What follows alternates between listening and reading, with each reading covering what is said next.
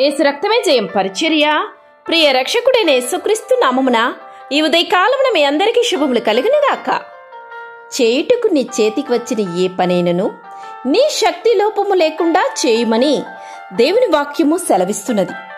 నా ప్రియ సహోదరి సహోదరులారా, దేవుడు తాను 6 దినములు పనిచేసి ఈ సృష్టిని సృష్టించెను. మరి మనమెంత?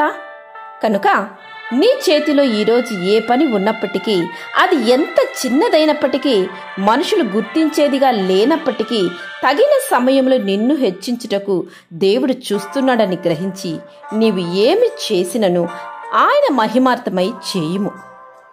దేవుడు ఆది నుండి కూడా కష్టపడి పనిచేసే వారిని ఎన్నుకున్నాడు, కానీ సోమరి వారిని ఎన్నడూ ఎప్పుడు కూడా ఎన్నుకొనలేదు, వాడుకొనలేదు. కారణం, సోమరితనం ఆయనకు అసఖ్యం. బద్ధకముగా పనిచేయువాడు దరిద్రుడగును, శ్రద్ధ గలవాడు ఐశ్వర్యవంతుడగునని దేవుని వాక్యము సెలవిస్తున్నది. మనం కష్టపడి పనిచేయాలి. అప్పుడే మనం పడ్డ కష్టానికి దేవుడు ఫలితాన్ని అనుగ్రహిస్తాడు. యథార్థ హృదయం గలవారిని బలపరచుటకై యెహోవా కనుదృష్టి లోకమందంతటా సంచారము చేయుచున్నది అని వాక్యము సెలవిస్తున్నది. యథార్థత కలిగి జీవించు. ప్రతివాడును పై అధికారులకు లోబడి ఉండాలని దేవుని వాక్యము సెలవిస్తున్నది. అధికారులకు అధికారం ఇచ్చినవాడు దేవుడే. ఒక విశ్వాసిగా మనము పనిచేసే చోట మన పై అధికారులకు మనం చేసేది పాపము కానంత వరకు లోబడాలి. అలాగే మన భారతదేశ చట్టాలకు భారత పౌరులుగా మన విధేయత చూపాలి. అలా మనం విధేయత చూపి నిజాయితీగా చేస్తున్న స్థలంలో పనిచేస్తే దేవుడు తప్పక నిన్ను ఆశీర్వదిస్తారు.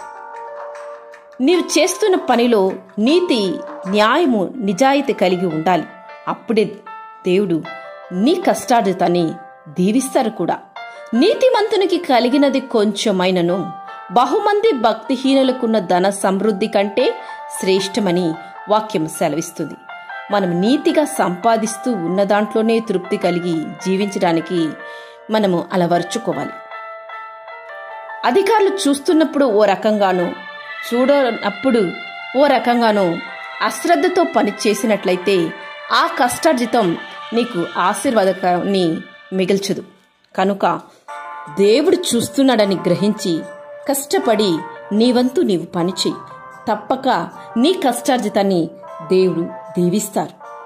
అప్పుడు నువ్వు ఉన్నదానితో తృప్తి కలిగి దేవునికి కృతజ్ఞత చెల్లిస్తూ సంతోషంగా జీవించు. దేవుడు నిన్ను ఇంకెక్కువగా ఆశీర్వదించి దీవించునుగాక. ఆమేన్. యేసు రక్తమే జయం పరిచర్యలో మీ సహోదరి. God bless you.